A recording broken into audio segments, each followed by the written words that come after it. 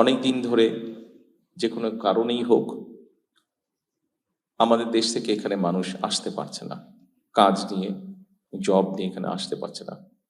একটি সমস্যা হয়তো তৈরি হয়ে আছে।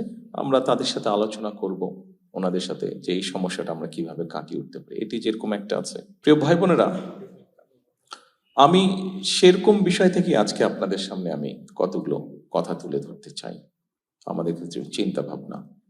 যেমন প্রথমে যদি ধরি যে এই যে মালয়েশিয়া সরকারের আমন্ত্রণে গত নির্বাচনে আমরা যখন আলহামদুলিল্লাহ আল্লাহর মতে জয়যুক্ত হলাম, প্রথম যে কয়েকজন ব্যক্তি আমাকে ফোন করে অভিনন্দন জানিয়েছিলেন তার মধ্যে ডক্টর আনোয়ার ইব্রাহিম, মালয়েশিয়ার প্রধানমন্ত্রী, উনি তার মধ্যে প্রথম দুই একজনের মধ্যে উনি একজন এবং উনি আমাকে আমন্ত্রণ জানিয়েছেন আসার জন্য। সেই আমন্ত্রণেই আজকে এখানে এসেছি। কালকে ইনশাল্লাহ ওনার সাথে দেখা হবে, ওনার সাথে আমরা কথা বলবো। আমি জানি এখানে অনেকেই জানতে চাচ্ছেন হয়তো কি কি কথা হতে পারে, এটি জানতে চাচ্ছেন। হ্যাঁ, আমরা কিছু বিষয়ে কথা বলবো। এখানে প্রথমেই মালয়েশিয়া বলে যে বিষয়টি আছে, সেই বিষয়টি হচ্ছে যে আমাদের এখানে বহু শ্রমিক কাজ করেন। অনেক দিন ধরে যে কোনো কারণেই হোক আমাদের দেশ থেকে এখানে মানুষ আসতে পারছে না, কাজ নিয়ে জব নিয়ে এখানে আসতে পারছে না। একটি সমস্যা হয়তো তৈরি হয়ে আছে। আমরা তাদের সাথে আলোচনা করব ওনাদের সাথে যে এই সমস্যাটা আমরা কিভাবে কাটিয়ে উঠতে পারি। এটি যেরকম একটা আছে, একই সাথে আমাদের অনেক প্রবাসী ভাইরা আছে যারা বিভিন্ন কারণে তাদের অনিচ্ছাকৃত কারণ হোক, বিভিন্ন কারণে অনেকেই বিভিন্নভাবে এই দেশের আটকে আছেন, দেশে ফিরতে পারছেন না। যতটুকু আমাদের কাছে হিসাব আছে প্রায় 2000-এর কাছাকাছি হবে মানুষ, বোধহয় বিভিন্নভাবে মিলিয়ে মানুষগুলো বিভিন্ন জায়গায় আটকে আছে। আমরা চেষ্টা করবো এই মানুষগুলোকে কিভাবে এখান থেকে মুক্ত করা যায়, অন্তত ওনাদের সাথে আলোচনা করবো এখানকার সরকারের সাথে। একই সাথে কিন্তু আমরা আরো বিষয় নিয়ে আলোচনা করতে চাই। যেমন আমরা জানি মালয়েশিয়া সেমিকন্ডাক্টর বা কম্পিউটার বা আইটি এই সেক্টরে ভালো।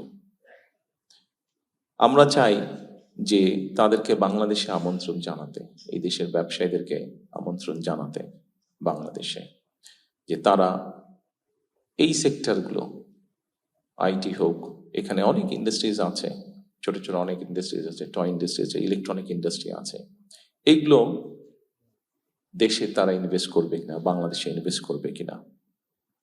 অর্থাৎ আমরা শুধু একটা জায়গায় সীমাবদ্ধ থাকতে চাইছি না।